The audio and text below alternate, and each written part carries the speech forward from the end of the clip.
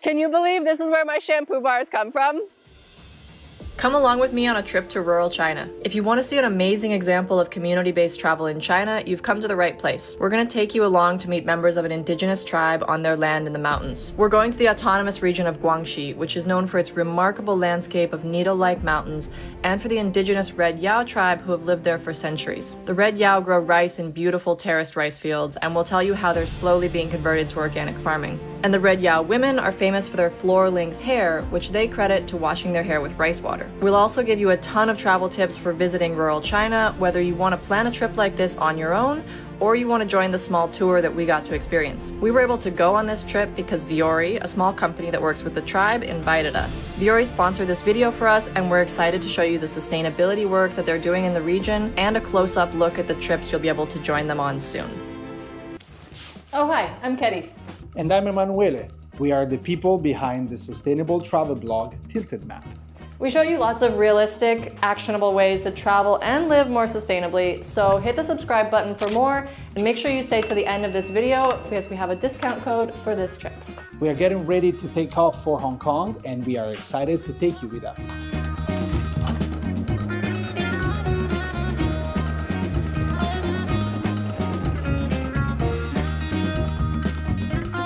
We took a 16-hour direct flight from New York City to Hong Kong. When we landed, we took public transportation to the Kowloon area, where Viori had booked our hotel. We went for a walk and got some noodles in our bellies, and then crashed after a long travel day. Good morning. First day in Hong Kong. We got in last night, and now we're ready to go take the train to Guilin.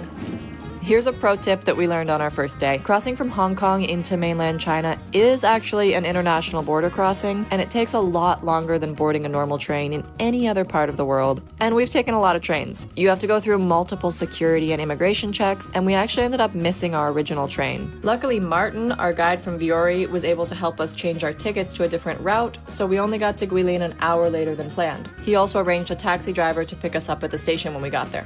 So we're in the car now for about an hour. We're gonna drive from Guilin to somewhere along the Li River and meet up with the Viori people and get to our guest house.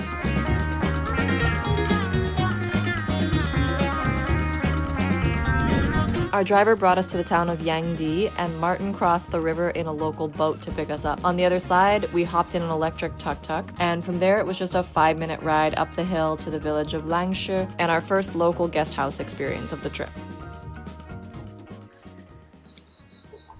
Okay, welcome to Laojia. This is our beautiful guest house here in Langshi village, tiny little village, that we're staying in for the next 2 nights, which is really beautiful. This place is so cool. It was built, they think, about 200 years ago in the Qing dynasty, and it's just a really authentic place. I've never been in anything like this before. Really special place to get to spend a couple of nights, definitely not like staying in a normal hotel somewhere. So I think we're gonna go to sleep now, and tomorrow will be a new adventure. Okay, good morning. Today is the first full day out here in very rural China. We're gonna go for a hike with a goat herder this morning. But first, breakfast. We're ready. We're gonna go have breakfast now, which I think involves some kind of fermented ginger tea and something else. We'll see. We're going to go to the home of our host's parents. His mom is the goat herder who's taking us on a hike, and she wanted to make us a local specialty for breakfast first. It's a kind of tea called yo-cha. I'll explain it better later because it's going to be a big feature of this trip. We're definitely not stopping at any Starbucks anytime soon. Just to be clear, where we are here is not the Red Yao area yet. It can get kind of confusing because the name sounds so similar to Western ears. The Red Yao live in Longsheng. This town of Langshu was just a worthwhile detour to show us a bit of Yangshuo County. Yangshuo is a different part of the Guangxi region and is famous for those beautiful karst mountains I mentioned and for the Li River that flows through them.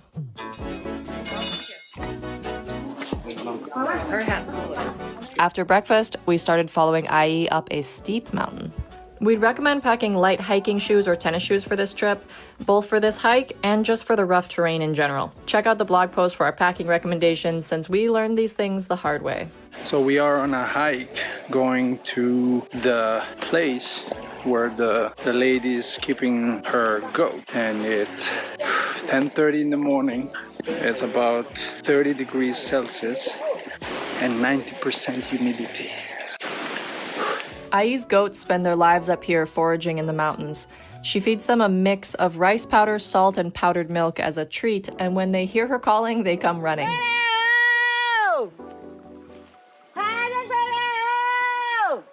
And yes, she does sell them for food. For all this effort to follow traditional and sustainable ways of raising livestock, she said she can earn a little more than if they were raised industrially, but not a huge premium.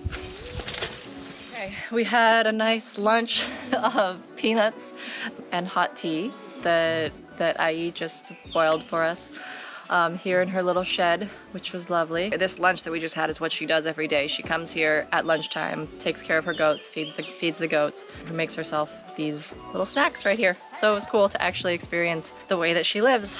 And now we have to do the hike in reverse to get out of here. Stylish hats, check.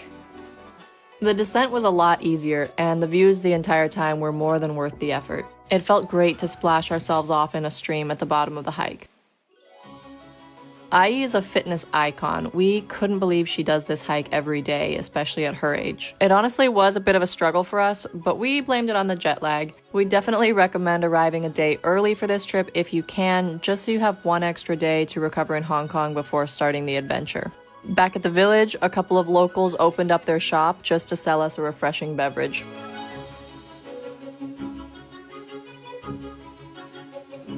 After a nap, it's time to eat something, finally. The day was pretty long. We are still jet lagged, very lagged. Not sure I'm gonna put this into the video, but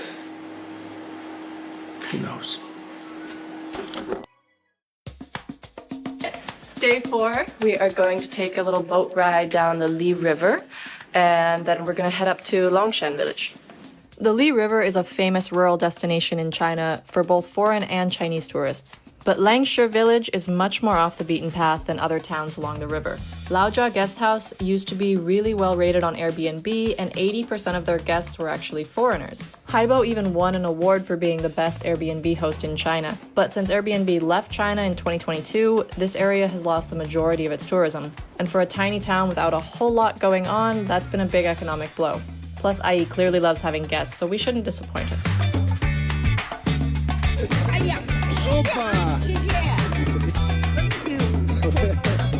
So today we are at Yangdi, and we're about to take a little bamboo boat to do a little tour on the river, and I'm being sold lots and lots of things.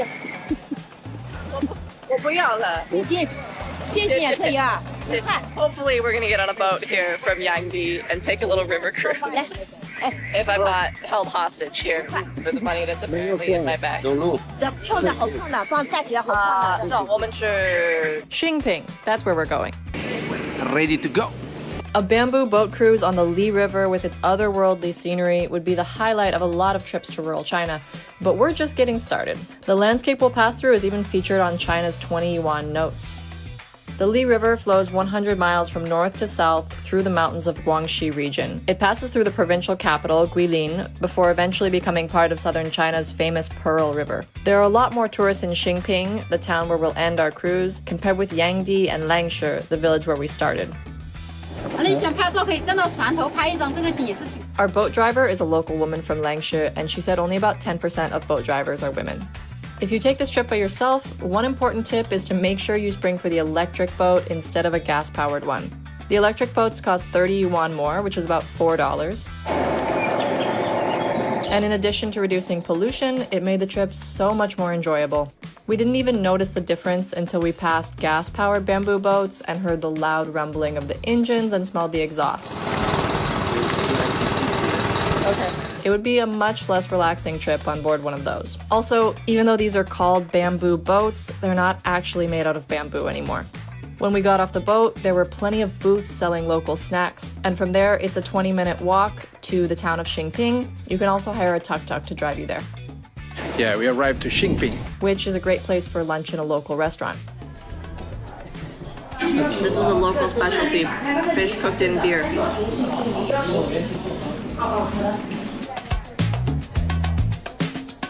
We're about to get on the train and do a 20-minute ride to Guilin, and then we'll do a little transfer up to the Longshan village. So the adventure continues.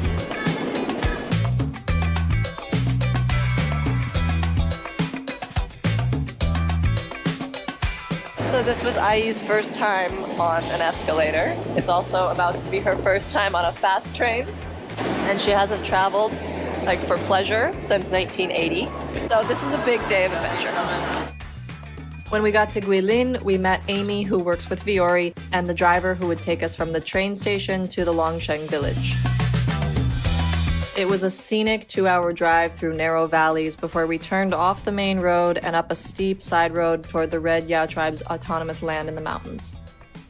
We checked into our guest house, which was gorgeous and is owned by a local Red Yao family. Our room had a traditional Chinese-style bathroom, which I was used to after living in China. We could have chosen a room with a Western-style bathroom, but this one just had the best view.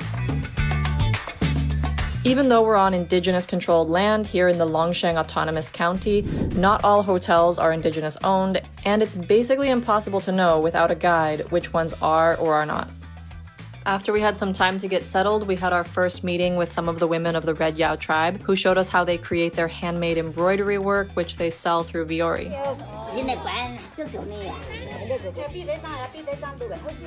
We had a fun chat with the help of our interpreters, Martin and Amy. And then it was time for dinner.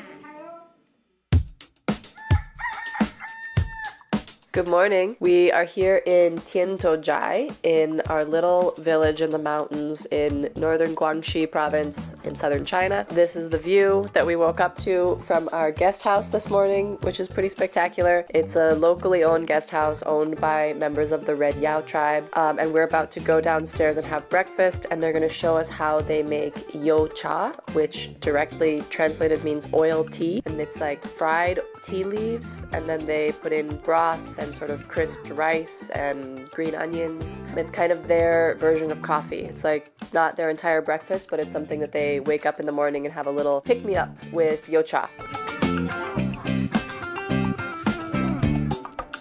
After breakfast, we had some free time to explore the village and snap a few photos while Martin helped a local shop owner install a stand selling Viore's organic rice locally. Viore purchases all of the organic rice that the tribe members grow and pays double the market rate for it. Both of these things provide a guarantee and an incentive for farmers to join the organic program. Organic farming promotes healthier soil and biodiversity. It minimizes toxic pollution runoff that gets into water and soil, harming wildlife, and it produces healthier food and is safer for the farmers who work the land. Right now, it's only a 10-acre parcel that's under organic management here, but it's a start, and it's the only acreage of organic farming in the area. Even though Viore buys all of the rice, less than half of it goes to the US to make shampoo bars. The rest stays in China, where Viore is helping the tribe to set up domestic sales channels. All of the revenue from that goes directly into a fund owned by the Farmers Cooperative, so it's basically a gift from Viore. This is the organic rice that Viore's cooperative grows here in southern China. And it's what they use to make these beautifully packaged shampoo bars, which are also really beautiful on the inside. In addition to farming organic rice for shampoo bars, Viore has several other programs to bring more jobs to the Red Yao community, including selling crafts made with their traditional embroidery work, growing organic tea, and now community-based tourism. Yes, now we're going to have lunch. People come here. We want to make sure that the money doesn't only go to one family, and especially goes to families that are sort of in need. Yeah. So this is one of those families. And this is a restaurant. It's not just their house. No, it's just their house. Oh, it's just Yeah, oh wow. Yeah. Oh, that's cool. Yeah.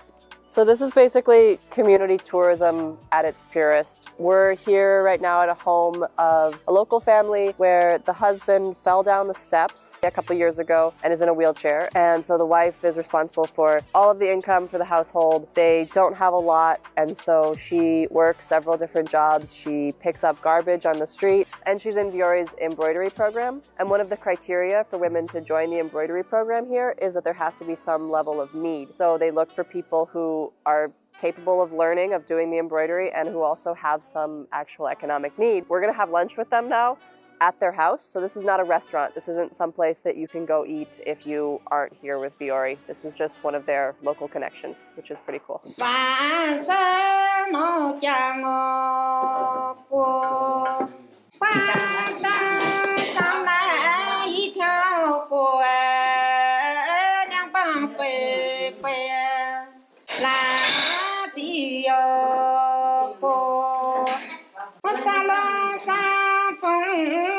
的岁儿，姊妹的相逢啊。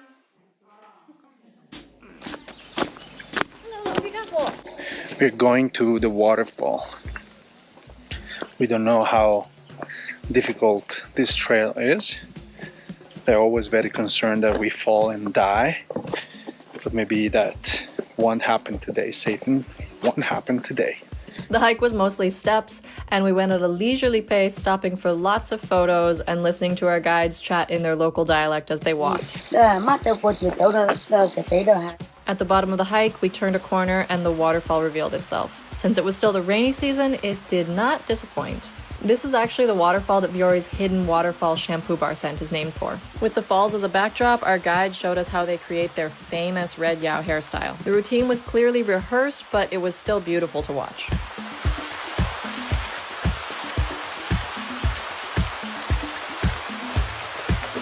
We're on our way to the tea forest now, but first we have to hike out of the waterfall. So we're hiking now to the tea forest, which is basically wild tea trees, where the red Yao get the tea leaves that they use for their yocha that we drank this morning, the oil tea. But it's at the top of a mountain. Other tea farms like this, or forests, they also use like chemicals and pesticides to sort of stimulate the growth. So what Viori has done is basically paid the villagers to grow tea, according to organic methods, and teach them how to like pluck the tea so that they can upgrade sort of their product and sell it also to the market. 维奥，你是支持已经第3年了吗？第4年。That's the 4th year. Yeah, the Viori is supporting this tea project. And later the tea factory we'll be going at, we'll be drinking some of this tea.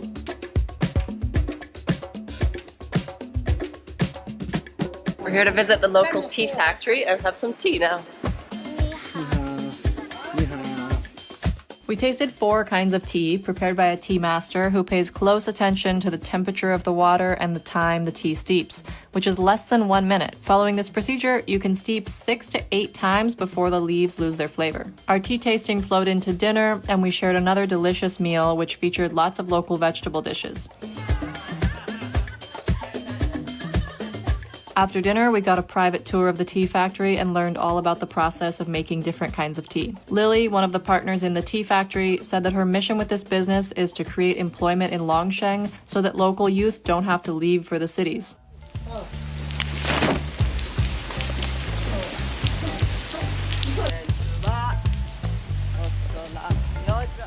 Today, we're going to visit a school that has asked for Viori's help with some projects, and that is all I know.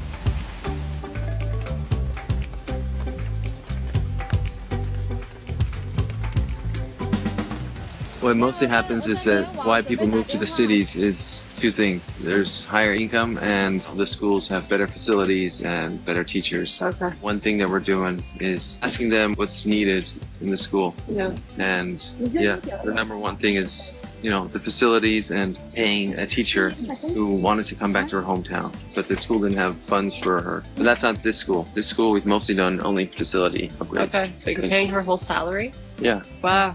So, that's cool. Yeah, let's check it out. Okay. Yeah, they said the school was built in the 1960s, and back then there were over 100 students here. But now a lot of students go to Longshan town, which is about an hour away from here, because they think that rural schools don't have as good of facilities and as good of teachers. So now there's only 14 students in first grade and kindergarten combined. So one of the reasons Viori is trying to help the school is to help stop rural people from having to move to the city, right? So this whole play area here was sponsored by Viori. So before, the floor wasn't flat, so the water would build up, and basically it rains a lot here, so they would never have the opportunity to play. Now with this area, we just have more area to play in. Bye-bye.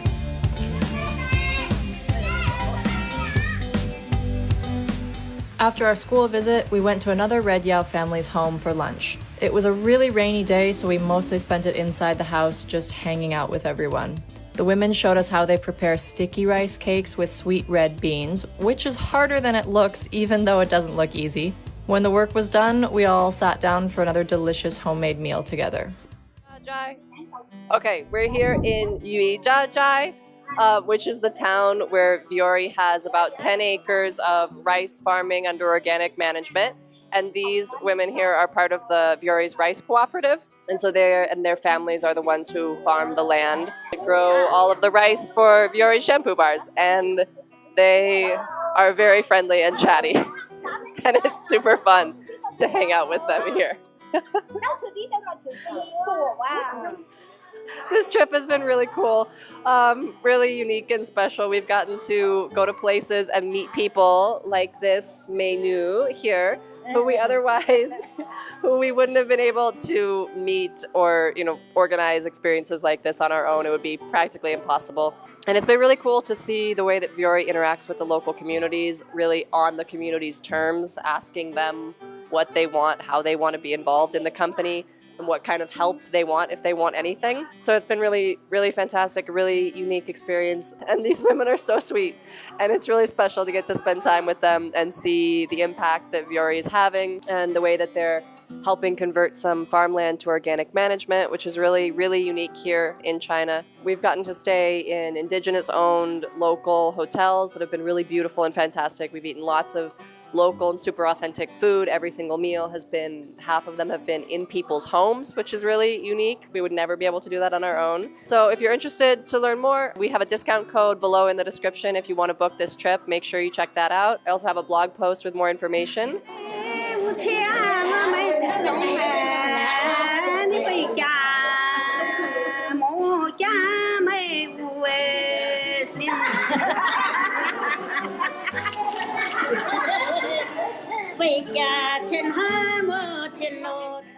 Thanks for watching, and don't forget to subscribe to Tilted Map for more stories about sustainable travel. See? That's what she's doing right now. She's subscribing to Tilted Map, I'm pretty sure.